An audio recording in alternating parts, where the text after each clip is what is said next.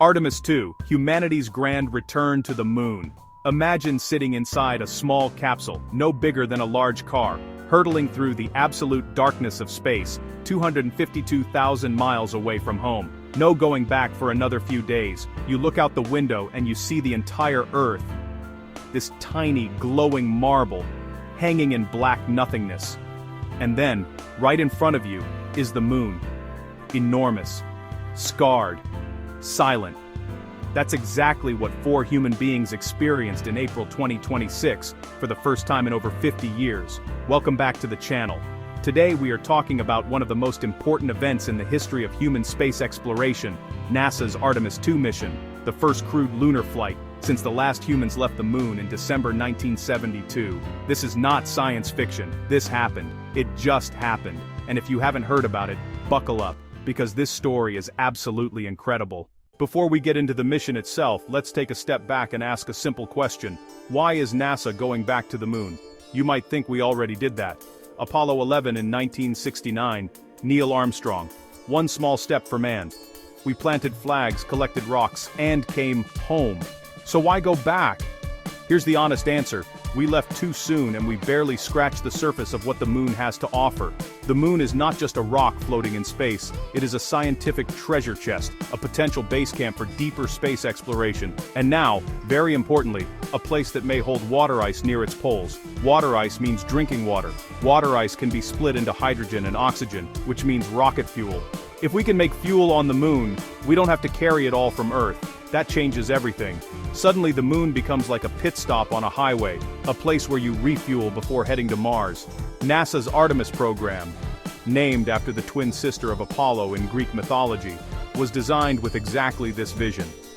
The goal is not just to visit the moon, the goal is to stay, to build a base, to learn how to live off-world, so that one day, humans can make the journey to Mars. Artemis I was the first test, an uncrewed flight in November 2022.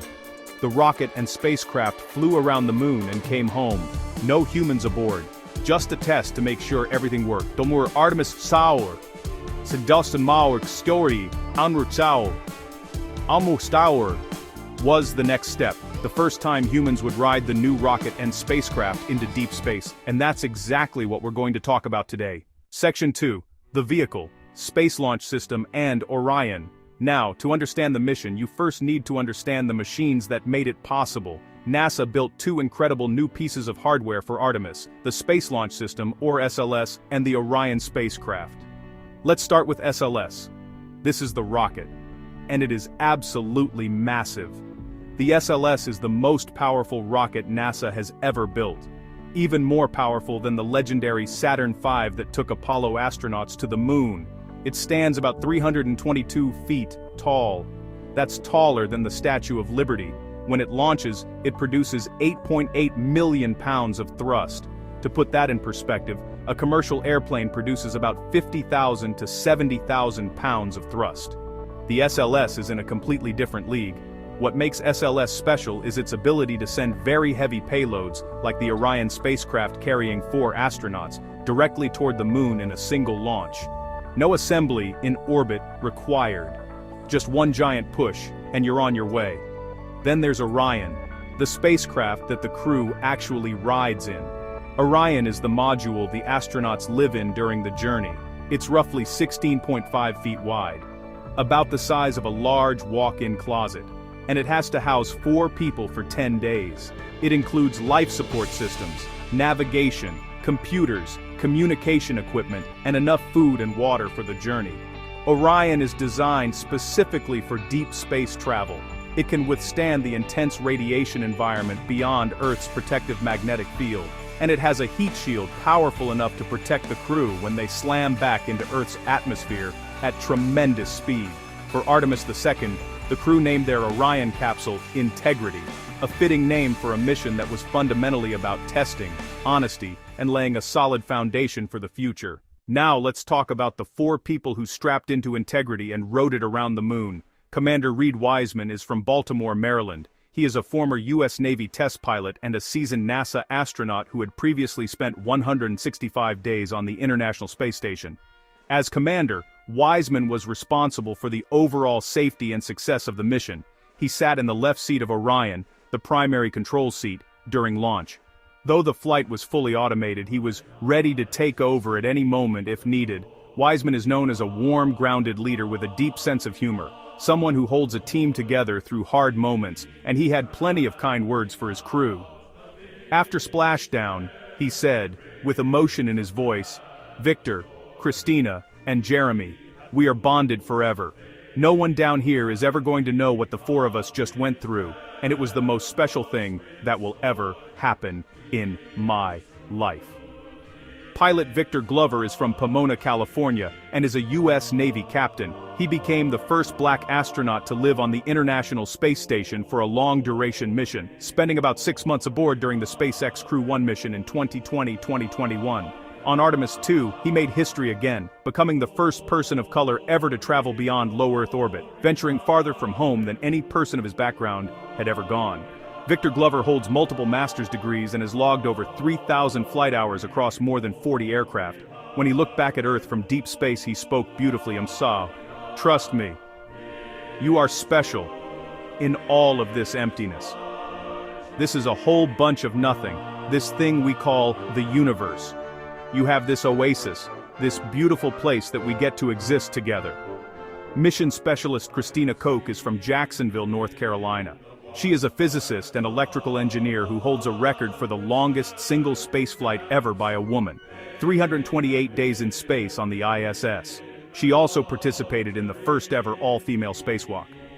On Artemis II Sonen, Koch became the first woman to travel beyond low Earth orbit, flying farther from Earth than any woman in history. Koch was thoughtful and philosophical about the experience. When she returned, she said, "I know I haven't learned everything that this journey has yet to teach me, but there's one new thing I know, and that is, planet Earth, you are a crew." Mission Specialist Jeremy Hansen is a Canadian astronaut from the Canadian Space Agency. He was previously a fighter pilot and colonel in the Canadian Armed Forces and had served in mission control at NASA as a capsule communicator, meaning he was the person who talks to astronauts in space from the ground. Artemis II was Hansen's very first spaceflight, and what a way to begin. He became the first non-American citizen ever to travel beyond Earth orbit, becoming the first Canadian to fly to the moon. His seat on the mission was made possible by a 2020 treaty between the United States and Canada, in which Canada agreed to contribute the Canadarm3 robotic arm to future Artemis infrastructure. Hansen, full of wonder throughout the mission, said upon returning, "What you saw was a group of people who loved contributing, having meaningful contribution and extracting joy out of that. And I would suggest to you that when you look up here, you're not looking at us. We are a mirror reflecting you." Together, this crew made history in the most diverse way possible. The first woman, the first person of color, the first Canadian, and the first crewed test of NASA's new deep space vehicle. All in a single mission. Section 4, the launch. April 1st, 2026. After years of training, years of delays, and years of preparation, launch day finally arrived on April 1st, 2026. At 6:35 p.m. Eastern Time, from Launch Complex 39B at Kennedy Space Center in Florida, the same general launch site used by Apollo missions decades ago, the Space Launch System ignited its engines and lifted off. The shockwave of sound and fire was felt for miles. The SLS core stage burned for about 8 minutes before separation. After that, the upper stage pushed Orion into an initial orbit, a highly elliptical path that went about 1,400 miles above Earth at its highest point. That's nearly 5 times higher than the International Space Station. Shortly after launch, Koch and Hansen unbuckled from their seats and immediately got to work, testing essential life support systems inside Orion, including the water dispenser, the firefighting masks, and the toilet. There were a couple of minor issues with the toilet and water dispenser early on, but the crew resolved them. Mission managers got the confirmation they needed. Life support was working. The launch was watched by millions around the world. The joy and energy at Kennedy Space Center was described as electric.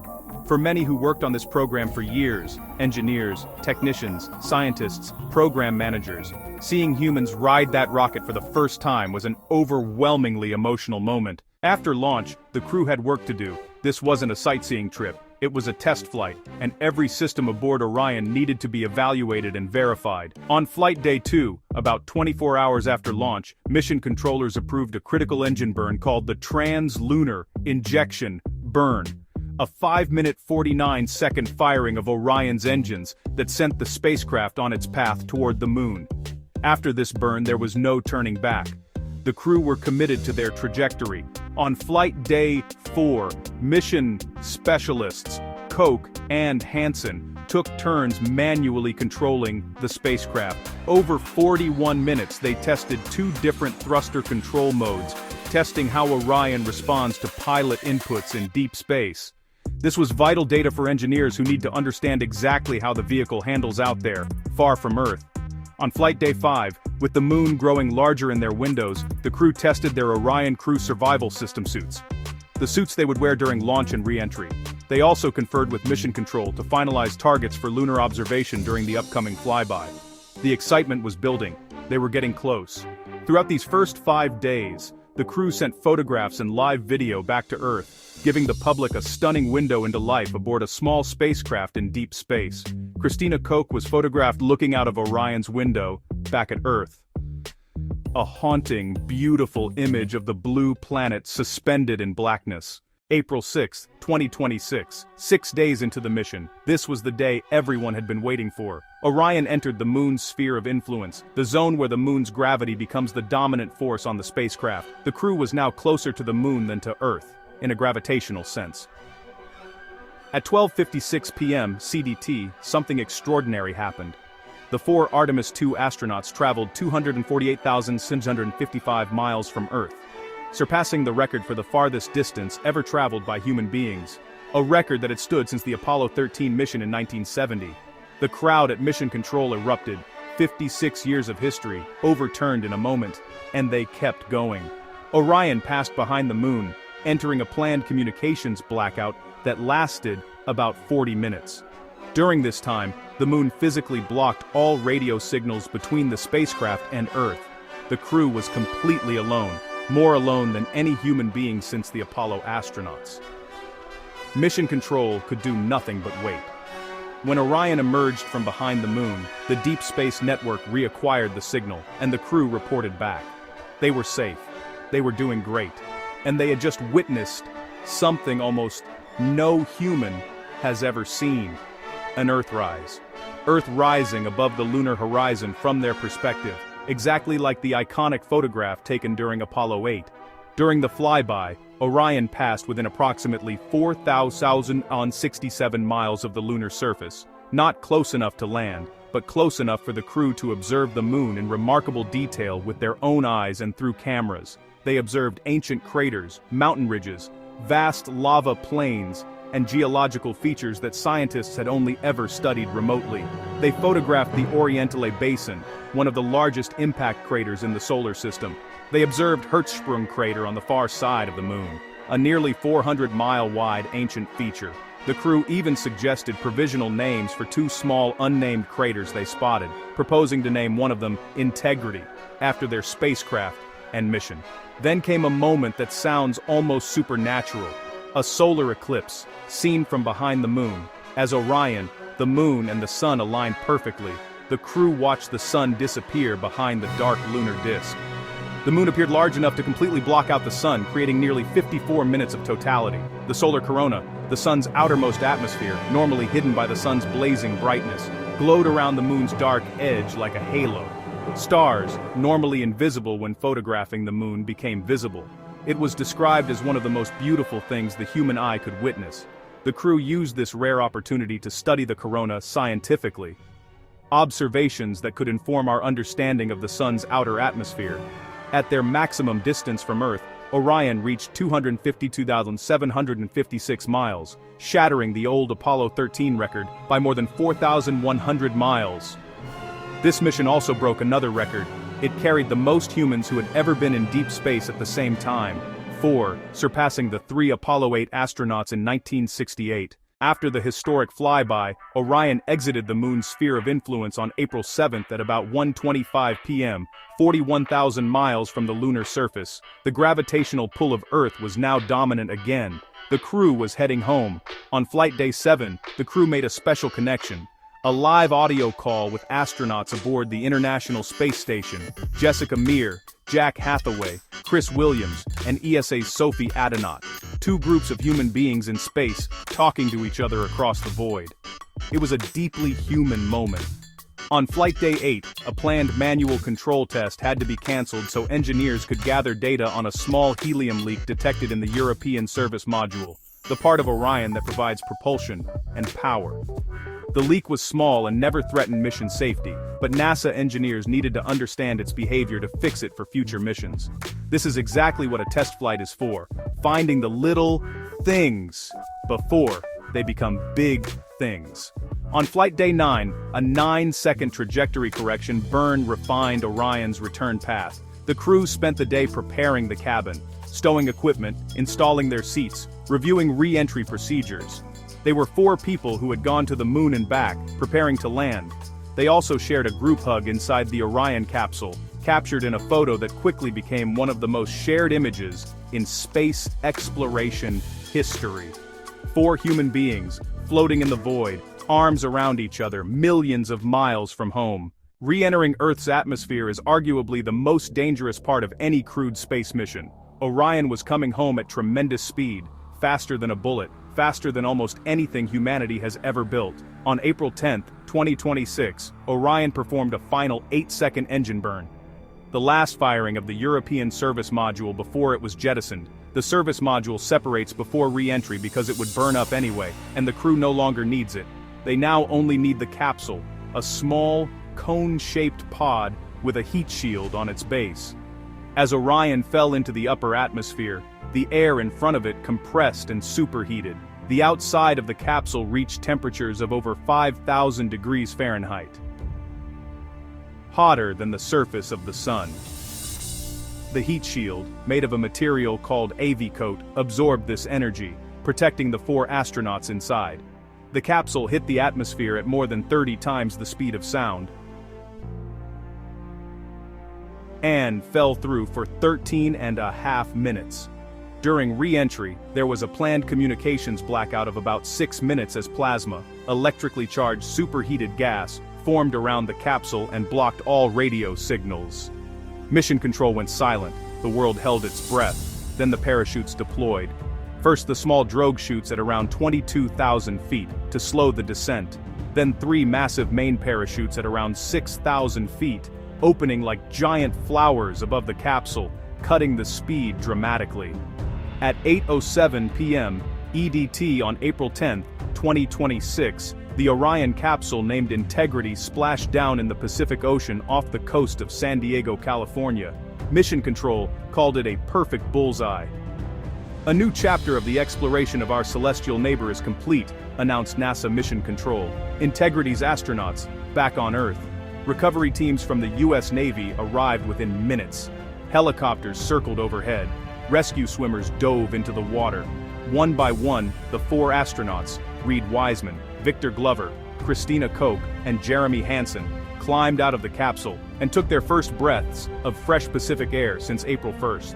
Commander Wiseman, still inside the bobbing capsule, transmitted 4 simple words that said everything. 4 green crew members. All 4 astronauts, healthy, happy, and home. Let's take a moment to catalog exactly what Artemis II accomplished, because the list is remarkable. The mission broke the record for the farthest distance ever traveled by human beings, 252,756 miles, beating the Apollo 13 record that had stood for 56 years. It was the first crewed test flight of both the SLS rocket and the Orion spacecraft. Victor Glover became the first person of color to travel beyond low Earth orbit. Christina Koch became the first woman to travel beyond low Earth orbit. Jeremy Hansen became the first Canadian and the first non-American citizen to travel beyond Earth orbit. Reid Wiseman became the oldest person to travel beyond low Earth orbit. The mission carried the most people in deep space simultaneously, 134, breaking the record of 3 set by Apollo 8 in 1968. the crew witnessed a total solar eclipse from behind the moon, one of the most visually spectacular events in human spaceflight history. The crew also named 2 previously unnamed craters on the moon, an unofficial gesture of cosmic graffiti that will be reviewed by the International Astronomical Union. Because this was a test flight, NASA was honest about what didn't go perfectly, and that honesty is actually one of the most admirable things about this mission. There was a small helium leak in the service module's propulsion system. It didn't affect mission safety, but engineers need to fix it before future flights. The toilet had minor issues early in the mission. On a 10-day mission in deep space, a working toilet is not optional. This needs to be redesigned before Artemis III. A service module valve will also need redesign based on what engineers learned during the mission. The heat shield, which has been a subject of engineering concern since Artemis I, performed well enough to protect the crew, but NASA acknowledged that design changes are planned for the Artemis III heat shield to fully address concerns about the AV coat material's permeability. The point is, a test flight that reveals problems is a successful test flight. You want to find these issues now, not when 3 astronauts are trying to land on the moon on Artemis III. This is exactly what the program was designed to do. This wasn't just a joyride. The crew conducted real scientific work throughout the mission. One of the most futuristic experiments was the Avatar study, a virtual astronaut tissue analog response. Scientists created tiny organ chips, microscopic devices containing actual living human tissue derived from cells donated by the 4 crew members. These chips flew alongside the astronauts in space, experiencing the same radiation and microgravity environment. Scientists will study how these organ chips responded to deep space conditions, effectively letting them run tests on astronaut biology without actually harming the astronauts themselves. The potential insights into how deep space affects human organs could be revolutionary for future, long-duration missions. The crew also conducted detailed geological observations of the lunar surface during the flyby, photographing craters, lava plains, and mountain ridges with high-resolution digital cameras. This data will help scientists understand the moon's formation, its history, and where to look for water ice deposits near the poles. The crew wore their suits and tested the Orion crew survival system.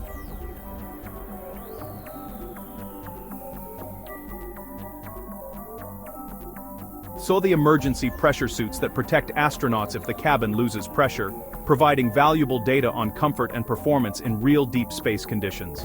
And perhaps most importantly, every moment of the mission generated telemetry data, detailed measurements of every system in Orion, that engineers will analyze for years to improve future spacecraft. I want to take a moment to talk about something that doesn't get discussed enough in space coverage, the emotional and philosophical weight of what happened. When Victor Glover looked out the window at the Earth from 250,000 miles away and said, "You are an oasis, this beautiful place that we get to exist together."